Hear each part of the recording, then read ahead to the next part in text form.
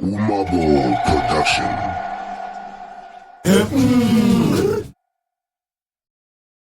Kanti-ke ongabe ukwenza while you're still sitting there, whether useteksini e-university on your way to work or uhleli khona ekhaya usibukele uhleli kamnandi unethezekile, all you can do is to press that button ka-like, comment or subscribe futhi ngokusubscribe. Without any waste of time ngizongena ohlelweni lethu-ke namhlanje ngikuchazele ukuthi lume kanjani njengoba lithande ukuhluka. We don't have motivation with mali kanti we're going to shoot straight to i-hard politics nomnumzane Ntsotezi njengoba umbona nje ukuthi usengaphakathi kwendawo. Dumelang, sanibonani molweni absheni igama lami ngumandla Phiri kaMshengu. Welcome to i-One Life Breakfast Show. This is a breakfast show that we bring to you every Monday ngabe zithi 7 o'clock ekuseni. Even today it has been one of those days la mina nawe siyanqamana khona emoyeni okwembila ithutha. Kanti ngikubingelela nje namhlanje izinsuku zingamashumi 31 kuNdasa 31 March ku-2025. Iloke usuku esikulo lapho namhlanje kanti siku episode number 48. Nginomnumzane uTsotezi lapha ngizothi ngikuthathe ngikubeke ohlelweni lethu ukuba lomu kanjani. Namhlanje we've got hard politics, siqala nje ngayo futhi sigcina ngayo. Umandi akekho with the motivation sizoyiqala nje kamnandi kanjalo mhlanje. Mnumzane ninjani? Siyaphila futhi ngiyaduma. Siyaphila kuphinde kwasa futhi sahlangana. Mfuthu kuphindile isondo liyajika mfuthu ukuze niye phambili kufanele lijikele kuyela kade likhona kodwa selingasanyatheli la kade linyathele khona. No, asibabingelele sizokwazi ukuthi singene odabeni lethu la namhlanje. Ngithi nje greetings to all the Umabo radio listeners, the viewers, even just to Ntsotezi, the political analyst, the political commentator. We are live and direct right here on One Life Breakfast Show. As we are about to take off, sit still and buckle. Asingene odabeni lethu la namhlanje mnumzane. Udaba lumi kanje. Njengenjwayelo sine ihloko embili sizakusikhuluma. Elokuqala lithi Parliament is due on Wednesday, the 2nd of April 2025. Debate the budget speech that was tabled on the 12th of March by Finance Minister Enoch Godongwana. Number 2, what is diplomatic relations between the SA and US ambassador to SA has been appointed by Donald Trump. Yiyo-ke indaba esiqala-ke yona namhlanje siqala ngendaba ye-budget speech that was tabled ngeyi-12 zikaMarch. Luthini uvo lwakho kulokho? Mshengu, we are waiting with bated breath. Yeah. Ukuthi mhlawumbe ngoba sike sayiflega le ndaba mhlawumbe indaba eqhubekayo Mshengu. Yeah. Ayisindaba esiqalayo kodwa is very important ukuthi to see to it that we bring it to its logical conclusion ukuthi iphetha kanjani le ndaba ngoba ithinta indaba ebaluleke kakhulu ekuoperating ukahulumeni. Indaba yemali ukuthi uhulumeni inhlelo nanoma iziphi angaba nazo afuna ukuzenza kodwa ngaphandle kwebudget ukuthi mhlawumbe yabelwe imali ekhona yabe ngendlela ukuthi mhlawumbe inhlelo ezikhona zikwazi ukuthi zideliver. Now sithintile indaba ngesikhathi uMinister Godongwana edeliver i-budget speech yakhe on behalf of the cabinet. Yeah. Kwakuyizi-12 zikaMarch. Okay. After kuyikuthi yayihlehlisiwe nge-19 kaFebruary. Now Mshengu kufika la ukuthi kufuneka kube ujuquke manje iphasiswe ibudget izokwazi ukuthi mayisiphasisiwe iParliament ihambe phela umongameli ayoyenza sayine uzigazette ikwazi ukusebenza. Now Mshengu indaba ngale budget uzokhumbula sikuflegile futhi lokho esikhathini esingaphambili ukuthi kunenkinga la ukuthi uminister uma ngabe ethebula ibudget yakhe akazithebuleli yena uyithebula on behalf of i-cabinet. Okay. Now what transpired ekuqaleni nge-19 uma ngabe izozihlehliswa ibudget kutholakala ukuthi i-cabinet yona yayingezwani ingavunyelwana.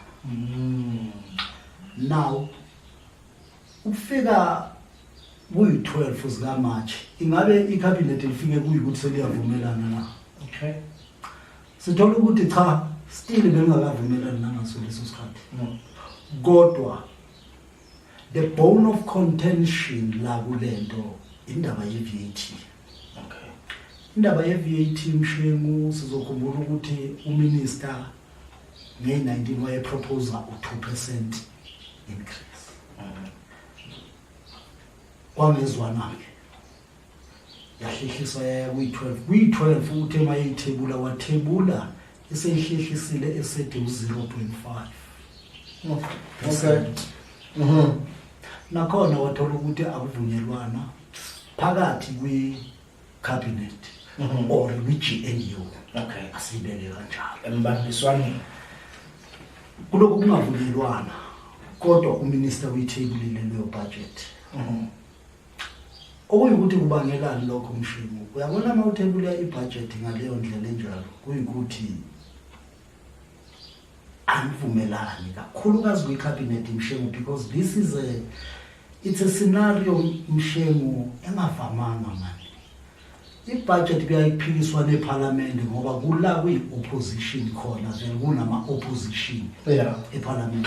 But la kwi-cabinet u-expecteke ukuthi ngempela kube isimo sokuthi uma niphumela ebantwini kube ukuthi senivumelene ninqubuzana mangabe kukhishwa amabhantshi kushaywane shayanani bona lapha phakathi asifuneki yazi indaba yokushayana Kumele emphakathini senira. hayi phumanisela lapha senzositshelele khona uyabona leyo kushayana kwenu lapha yana ayasifuni kodwa ke ingathi yenzeka ngomshini siyapuntsha izinto zalapha ya zezala ngaphandle to a point ukuthi njengamanje i-ANC as kuyiyo okuyikuthi yapropose indaba yale GNU ithatha kuyi-responsibility yayo ukuthi hey ithi sisukume sincinci nabanye ukuthi baseseke ekuphasiseni le budget.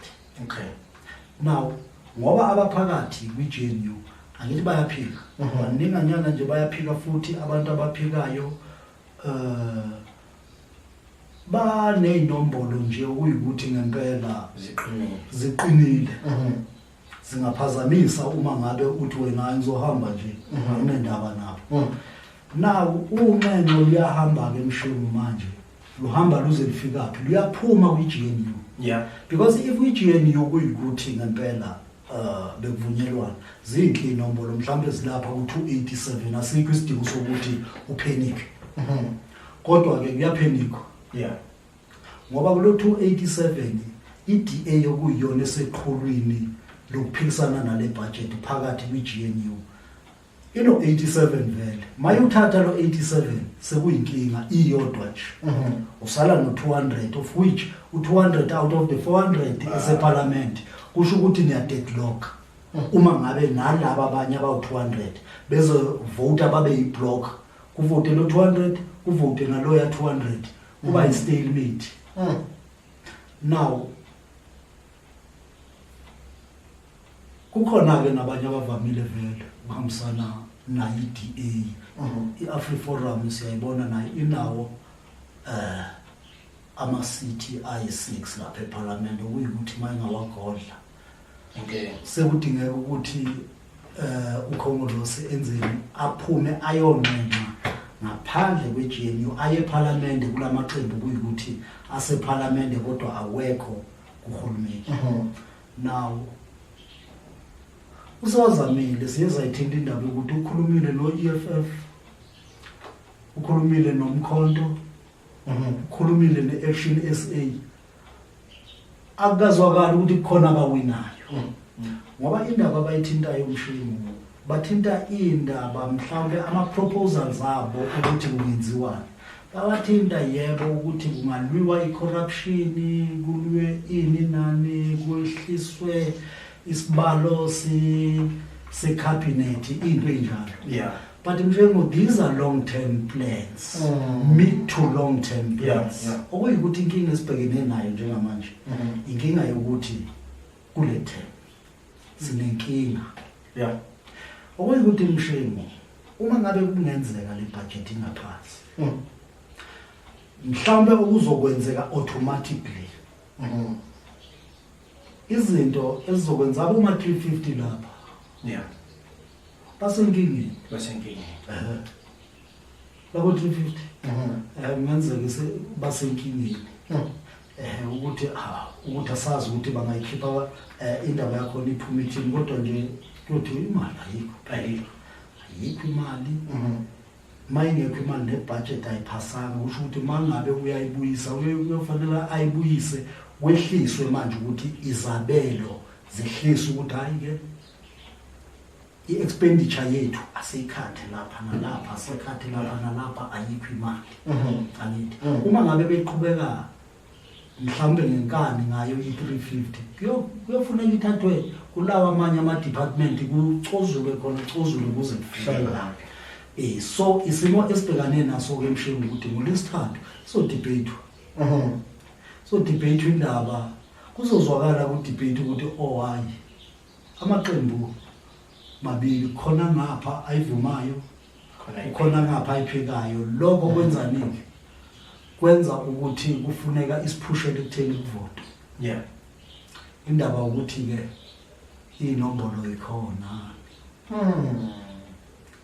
Zikhona yini inombolo masiya lapha ngoba hayi uyathola just ukuthi kuvalelwe. Kuvalelwe mhlawumbe nasekuseni nje kusakumsombuluko mshini. Bakhona abavaleleni ukuthi bathendisanane. Yeah. Kuyashintshiselwana ukuthi yini mhlawumbe okushintshiselwana ngayo ukuthi ngiphe lapha nguphe la. Kodwa kubalulekile mshini ukuthi fike lapha kuyikuthi ibudget iyaphasa mshini ngoba without ukuphasa kwebudget mshini sizoyithola sisenkingeni. Yebo, uminister in terms of iPFMA section 29 lapha unawo amandla okuthi angatshela ama departments ukuthi cha ningaqhubeka ngebudget le edlule. Yeah. Kodwa for amaholo kuphela mhlawumbe nezinto ezibalulekile ukuthi zenzeke hayi ningezinto ezintsha. Yeah. Ngakhuluma izinto ezintsha ayikho imali yalapho. So meaning lo nyaka ngaba unyaka osumosakele. Yeah. Ngaba unyaka osumosakele. Khumbula mshengu on a global stage si president ye G20 of which laba bantu abaku G20 the countries they constitute i-G20 they constitute 85% ye-economy, global economy. Now mshengu uma ngabe kuyikuthi sithina si president ye G20 sihlulekile ukuphasisa ibudget. Kuyini sibonele sinjalo leso? Kuyini lokho? Angithi lezo zinto ziba nama implications athinta just spread across emhlabeni wonke ukuthi hayi kodwa kuyakhulumeka yini bona laba abahlulwa ibudget. Asali iyahluleka ibudget kodwa khona izinto kufanele zenziwe phela iphuthume. Igcina ikhona ibudget. Mshengu asibabone ukuthi mhlawumbe bagcina kuyikuthi benzane ngale budget kodwa ubalulekile ukuthi ibudget iphase mshengu. Mhlawumbe ngaze ngifake ngithi by hook or by crook ibudget iyafuneka mshengu ukuze izinto kufanele zenziwe zenzeke mshengu ngoba without lokho mshengu really sisenkingeni you are on the back foot nje. On the back foot, so we cannot afford ukuthi mhlawumbe esimene sicaye sikuso sibuye siphushwe futhi siye emuva. Yeah. So ubalulekile mhlawumbe lokho kuzoba isifundo nento a lesson that we can draw from lesi simo esinje ukuthi if siya kulaba coalition lolubambiswano lolumshini kufuneka siqaphele kufuneka siqaphele njengamanje ngoba uyabona leli ganu leli linenkinga ngoba mshini sike sayiflake indaba ukuthi mawuthi uyamxosha umuntu lapho umxosha ngandlela but kuma coalitions mshini uyaphuma nje kunendlela ehlukile kunaleya lapha axoshe umuntu uyawenqamula nje leyo nto hayi angisangeni ibe ngcono kunale lena iyabona mjuni leli ganu leli mhlambe sizofunda njengoba sengike ngasho sizofunda kulokho ukuthi lezi zinto ayifuni siyithathe for granted ngoba maybe abantu they need to appreciate ukuthi yazi la ngoba sila sekululumbi impilo ingoba asinawo amandla okubusa sisodwa and therefore angeke si-implemente izinto ezifunwa yithi nje angithi asinazo inombolo it means boleka lapha yakube nama-concessions lapha nalapha yakuvunyelwane ukwazi ukuya phambili. I think Mshengu on that score iyona nto mhlawumbe engibona ingathi why we still waiting for E2 of which this is a new financial year. Already kufanele ukuba kungene imali entsha ebhekana nezinto ezifana nama-pension ogogo ubani yonke leyo nto leyo isifola under Mshengu le budget entsha. Kodwa in the absence of lokho usho ukuthi zonke izinto zizostonda zizoma noma bangahlehlisa ama-date Mshengu but ayizoqala nge-2 ini that depends ekutheni iphasisiwe na masidebate abathi ayiphasiswe baluwinile usuku mabe ngalwinanga i2 zakho azisebenze or i1 zakho ngumbi ukuthi izoqala lapha still azisebenzi depende ekutheni ayiphasi injalo Mshengu. We are Umabo Production bringing you Umabo Radio No One Life Breakfast Show. Umandla Phiri Mshengu umnumzana uZeplon uTsotetsi sihlele silothini lapho sithi hard politics. Kanti ke nawe ungaba ingxenye yokuthi ube ingxenye yohlelo ngokuthi ulike, ucomment, usubscribe, ushare nabangani bakho, bashare nabangani babo. Mengabe ke uyafisa ukuthi nawe kube khona okuletha lapha endaweni zethu advertisele khona ongakwenza is to contact us ku 061 404 2727. Kanti ke noma ungayifikela amathupha endaweni zethu e-studio lapho sisebenza khona house number 657 ku Donald Ngidi Street Naledi extension 2. Asingene odabeni lesibili mnumzana. Ngizwe uthinta udaba lwesibili uzongikhumbuza uma ngabe mhlawumbe ngihambuka kodwa ingathi uthinte indaba ye-diplomatic relations phakathi kwiningizimu Afrika ne-US wathinta nendaba yokuthi hayi sebemkhethile inxusa labo sebemkhethile eliza lapha eningizimu.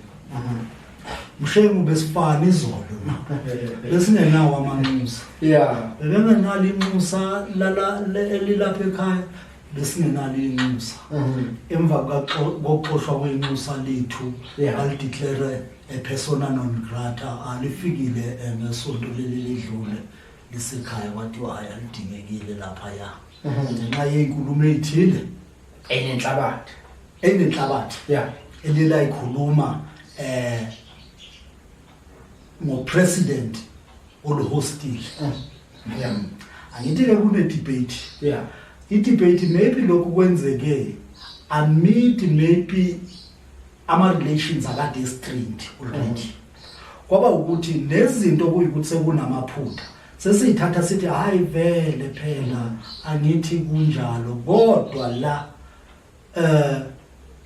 ngiye ngathi lento masithinta evikini elidlule ngizwile ke no president uMbeki ethi mayikhuluma lapha ya esikoleni sakhe se-public and international affairs uthintile indaba yokuthi hayi angimangalanga mabenxosha akakhulumanga kahle lo muntu lona hayi Hayi, in terms of diplomatic relations mshengu mawubuyela ku1961 yeah iVienna Convention iclear ukuthi ama diplomats kufanele aziphathe kanjani. Awuzuhamba ukhuluma nje ngaleyo ndlela engayifleka lento ukuthi yabona iactivism nokuba kuhulumeni fana lezo zinto lezo. Awuzongena kuhulumeni ubuso actor la ingathi uyiactivist. Yeah. Awuzokwenza leyo nto. So iambassador lethu to US li-acte kanjalo ukuthi activism ayiphumi la egazini lakhe. Lifana nje nenkulumo esake sayithinta phambilini sathi hayi kunenkinga yama liberation movements ahlulekayo ukuphuma from being liberation movements alwe noma isegavina. Yeah. Utholwa lwabantu nina sekubusa nini. So nalona uyahluleka ukususa le activism ayisebenzisa amayelwela ukungena phakathi uphakathi yeka le yanto leyo sekuzolwa abanye befuna ukukhipha wena hayi umsebenzisa leyo nto lapha uhulumeni urepresenta the country se expecta leyo nto leyo akangathi mayifika lapha ya akhuluma ku-ANC. Asifuna activism ye-ANC mayifika lapha sifuna uthengise izwe lethu iSouth Africa. You are there on our behalf ukuthi ulungisa ubudlelwane sikwazi ukutrade namazwe siwine lapha ya mhlawumbe bawine nabo la makuneyindawo lokubona ukuthi hayi ingathi zistrainer irelations yethu ilungise lezo zinto makunama policies athile okuyikuthi kuzwakala kungathi abawazwisisi kahle noma bawa understand ngezinye indlela ayukhona phela lapho wacacisa ukuthi is the position. Yeah. Manje mawuzokwenza uthola ukuthi at the altar yokufuna ukuba iactivist wena uhlahlele lo msebenzi owunikiwe ukuthi uwenze lapha sizoba nenkinga uzoxoshwa uzobuya ekhaya. Yeah. Kodwa kukhulu ithole yasetshenziswa umongameli wethu uMatamela uRamaphosa ngayizwe khuza nje ethi hayi man ama stakeholders akesithini masikhuluma ngale ndaba man siqaphele singakhulumi kakhulu hayi ngamuzwa ukuthi hayi naye ubonile ukuthi inkabi yami ayikhulumanga kahle cha ayizange igcineke lapha ithema yehla nje le Cape Town airport yaphinda lenkabi kade ngisoli hayi nakancane yazi noma ngingathola iplatform ukuthiwe mhlawumbe ngibuzwe ngalento mina ngingayiphinda yazi ayiphinda lento. Yeah.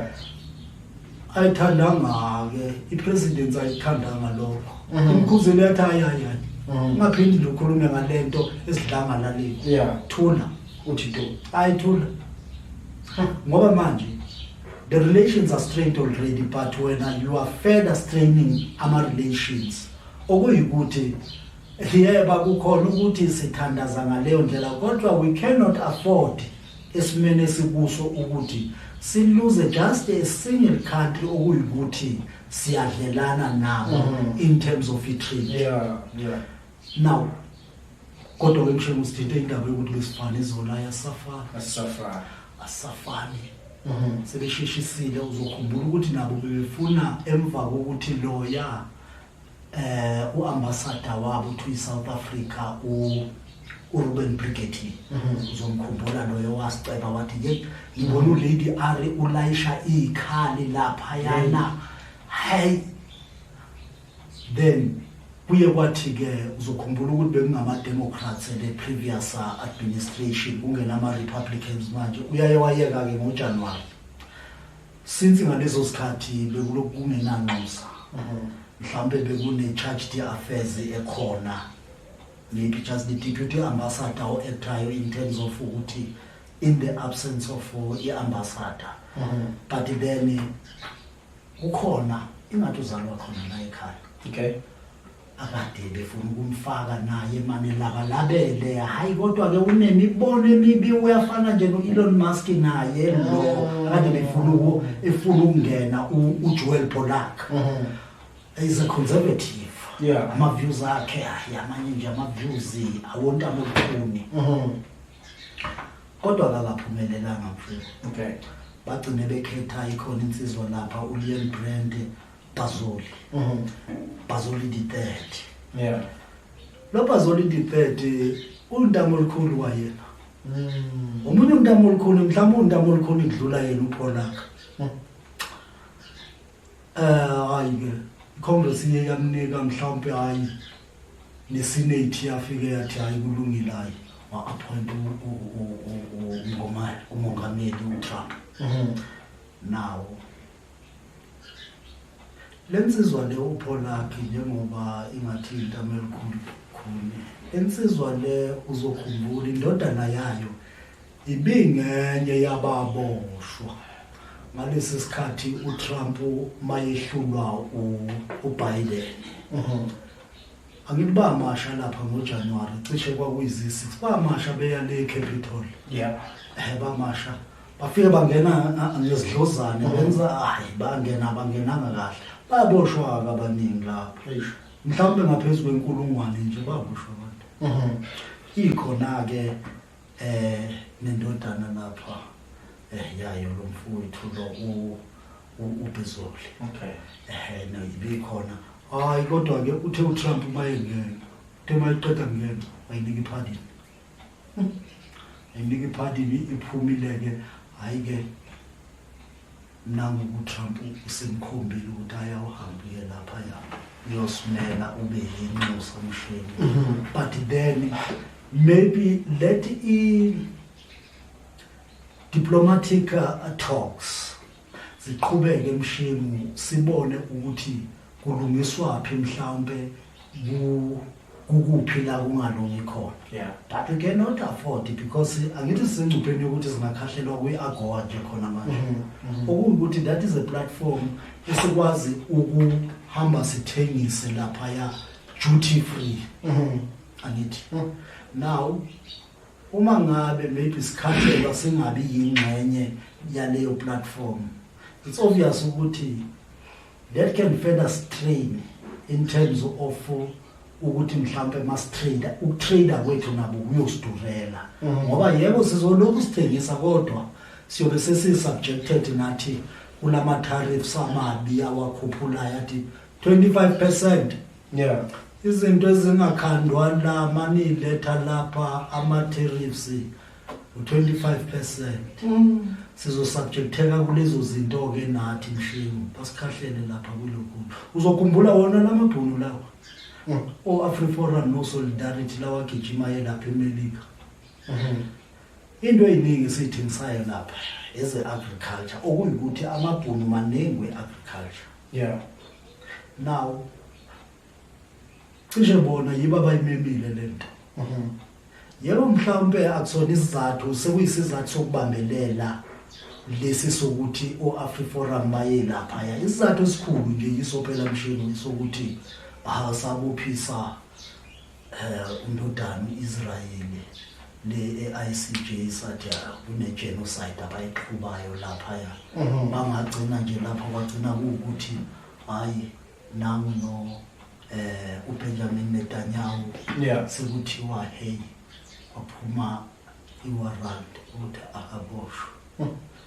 Akumnandi ke ku-America lokho. Yeah. Isitshela ngokuthi lama upstart lawa aqhamuka hayi asikujabulele lokho okwenziwa yilapha. So lezi zinto sesibaningi nje mshengu ezenza ukuthi ubudlelwane bungabi mnandi. Kodwa ke angeke silinde 4 years sithi haya siyeke singaqhubeki kulo 4 years kuze kungene omunye esingazi ukuthi ubani esingazi noma uzoba worse noma uzoba njani asazi. We cannot afford to wait mshini. Yabezwa abanyoza kwethu mabehlaziya bathi hayi yosithathela uncane singalo asikho isikhathi manje. Isikhathi asikho sokwenza lezo zinto ezinjalo. Fanele kwenziwe yonke indlela ezokwenza ukuthi ubudlelwane esibukhandayo namazwe benza ukuthi ekugcineni nayo iSouth Africa izuze ikwazi ukubhekela umphakathi wayo oyakhele bonakale nabahlwempu becosha laphaya nalaphaya. We are Umabo Production. Ongabe ukwenza usabhekile mhlawumbe use-university uhlele ekhaya noma usendleleni useteksini uzibukelele lo hlelo kamnandi ngabe ulike ucomment usubscribe ushare kanti ke sesifinyelele lapho sithi siyagoqa khona uhlelo mnumzane mhlawumbe amagama nje okugcina before sigoqa uhlelo lethu namhlanje. Cha mshemu sesigoqa mfowethu budget mani mfowethu yikho ukuthi ngingaphinda nje ngithi let us learn. Yeah. We cannot let a good crisis go to waste. Eish. On this crisis, we must learn. Asibavalelise. Ngithi nje mhlawumbe abalaleli nababukeli uma befuna siqhube le ndaba eceleni abangithinde nje kuleya nombolo ethi 0766938653 bangithole ku WhatsApp kuyo le nombolo futhi babuye bangithole lapha enombolweni ethi 0733099063 babuye bangithole ku WhatsApp kuyo leyo nombolo kodwa futhi ke babuye bangithole lapha ku Facebook esuze Illuminati. Sivala kamnandi kanjalo ke uhlelo lethu namhlanje ngengosi lapho sithi hard politics umnumzane Ntsothetsi besikade sinaye lapha endlini zethu zokusakaza ezohluba udlube ekhasini. Siyacela ke nawe ukuthi yiba ingxenye yohlelo ulike ucomment usubscribe ushare siyathanda ukuzwa uvo lwakho ngohlelo kanti mangabe nawe uhleli lapho uyabukela ukuthi khona ofisa ukuthi ngathi ungaeda lapha ezintweni zethu esinazo lapha e-studio ungalwenza lolo hlelo ukuthi uede ngama donations. We all accept zonke lezo zinto ukuthi wenze uqhubekele phambili kanti ke silvala sithi abasezinhlongweni mabaphole singeke sisababona mabalale ngoxolo isihlobo ezilahlekile akwehlanga lungehlanga we signing out. Senze